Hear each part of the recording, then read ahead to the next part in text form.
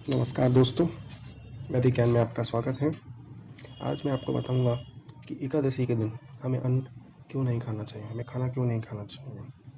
इसके पीछे एक कहानी है छोटी सी, वो मैं आपको बता देता हूँ, फिर इसका वैज्ञानिक रूप भी आपको बताऊंगा। तो ऐसा कहा जाता है वेदों में कि जिस दिन महर्षि मेघा ने अपना शरीर त्यागा था, उस दिन एकादशी थी।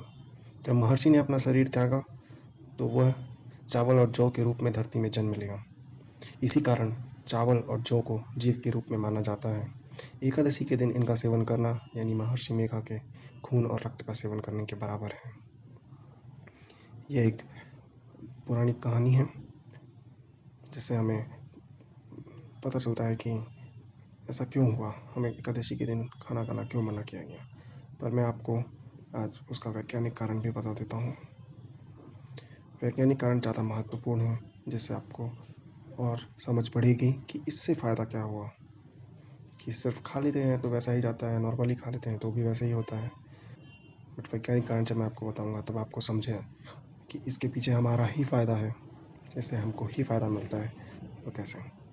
वो बताने से पहले अगर आप हमारे चैनल पर नए हैं तो घंटी का बटन दबाएं, सब्सक्राइब करें, लाइक करें, ताकि ऐसी अच्छी चीज़ें आपके लिए लाऊं, मेरा मोटिवेशन बढ़े, मैं इसी उत्साह से आपके लिए सारी चीज़ें लाऊं। आइए जानते हैं कि इसके पीछे वैज्ञानिक कारण क्या है। वैज्ञानिक कारण की बात करें तो हमारे शरीर के कुछ नियम होते हैं जो प्रकृति के नियमों से बंधे होते हैं।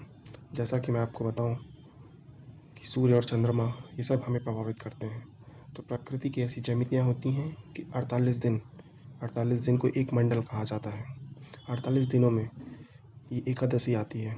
तो एकादशी के दिन ब्रह्मांड की ज्यामितियाँ ऐसी होती हैं जिसमें हमें खाने की ज़रूरत नहीं पड़ती। कभी भी आप ये प्रयोग करके देखिएगा कि एकादशी के दिन आप खाना ना खाएं, उस दिन आपको भूख नहीं लगेगी, आपको उस दिन भूख का एहसास कम होगा। ये प्राकृतिक रूप से ही होता है।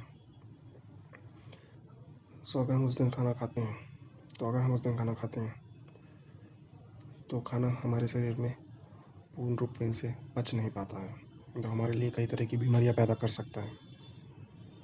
उस बीमारी से बचने के लिए वो बीमारी ना पैदा करे, हम स्वस्थ रहें, हमारा दिमाग अच्छे से काम करें,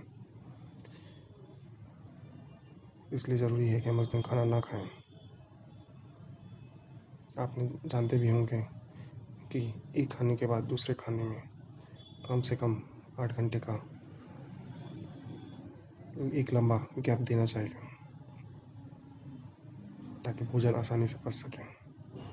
उस दिन एकादशी के दिन हमारे शरीर में भोजन को पचाने की क्षमता कम होती है। वैसे तो कहा जाता है वेदों में कि हमें एक बार ही भोजन करना चाहिए, पर मनुष्य के रूप में हम बहुत सारे काम करते हैं जिससे हमें अधिक ऊर्जा की आवश्यकता होती है। इसलिए जितने आपके हाथ में उंगलियां हैं, उतने तरह का भोजन आप एक दिन में कर सकते हैं। ये जानकारी अगर आपको अच्छी लगी, लाइक करिए और कमेंट करके बताइए। इस जानकारी का फ़ायदा उठाइए।